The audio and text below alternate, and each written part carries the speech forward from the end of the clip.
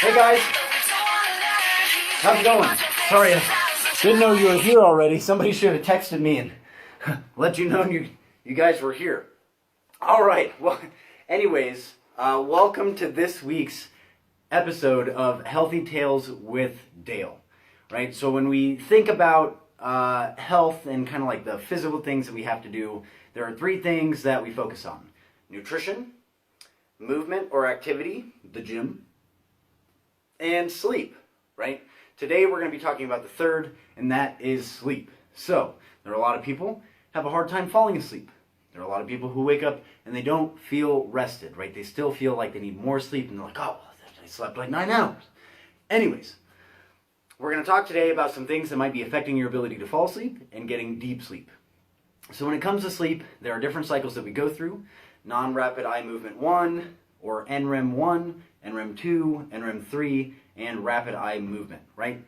So when we cycle through these, 1 and 2 are just kind of building into 3 and 4, which is where we go through most of our recovery processes. And what's required for us to be able to get or to fall asleep and get deep sleep is our body's own production of melatonin, right? What might be keeping you from producing your own melatonin, might you say? The first of which is lights, right? Turn off the lights 20 to 30 minutes before you plan to be asleep, not before you get in bed, before you plan to be asleep. This is a reading light. Your phone is the worst one that I hear, right? Stop scrolling on Facebook for 2 hours thinking, oh, I'm going to get tired while I'm doing this. You won't. You're still, that phone screen is hugely bright, pumping light into your face. You're not going to produce melatonin. You're not going to get tired. Turn off the lights, right? The next one is what you're eating.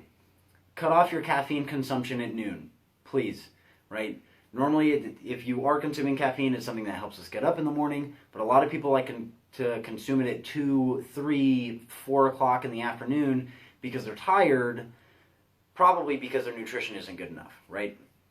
Anyways, cut off the caffeine consumption at noon if you can, and if you really can't help it, at 2 o'clock. Caffeine can stay in your system up to 12 hours, guys. It's keeping you from deep sleep. It's keeping you from recovering and feeling good the next day. Next is anything that's going to elevate your blood glucose levels, right? Alcohol is a sugar, right? There are a lot of people like, oh, well, it's a depressant. It helps me get to sleep.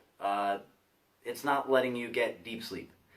Dessert, right? Let's be honest. Save it for the weekend when you don't have to wake up to an alarm. You can sleep in a little bit. Dessert is keeping you from getting deep sleep and keeping you from getting to sleep, right? All health and wellness and fitness is a manipulation of your basic survival instincts. If you're in light and you're consuming sugary things or things that elevate your blood glucose levels, your body is thinking, well, I need to go out and do things before I need to kind of settle under a rock so that a predator doesn't eat me in the night.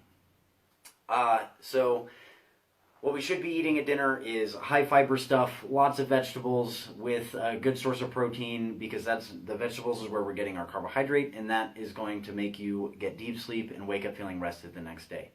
Now the question is how much sleep should I be getting, right? How much sleep should you be getting? The studies in the literature would suggest that if you're eating healthy and you live an active lifestyle and therefore you're able to regulate hormones pretty efficiently, 6.5 to 7 hours of sleep is more than enough, right? 6.5 hours of sleep is when people under controlled studies are able to wake up without an alarm if they have a healthy lifestyle, right? And that should give you enough to wake up and be like, yeah, I'm ready for the day. If we're kind of eating clean and we're kind of active, then of course we add about an hour to that, 7.5 hours of sleep. And then, of course, if you're Mr. Full College Experience, right, which is the kind of person that doesn't focus on their nutrition, doesn't focus on their activity, and doesn't care about their sleep because they care about college hookup culture and drinking wine out of a box, those types of people need more 9+ hours of sleep before they wake up feeling rested. So anyways, thank you so much for your time. This was another episode of Healthy Tales with Dale. Hopefully we can help you get to sleep and get deep sleep and wake up feeling energized. If you have any questions, please post them in the comments below, or you can email them to me at dale@stoneagefuel.com. We would really appreciate starting to get some interaction with you guys and being able to directly answer your questions. Again, thank you so much for your time, and have a nice day.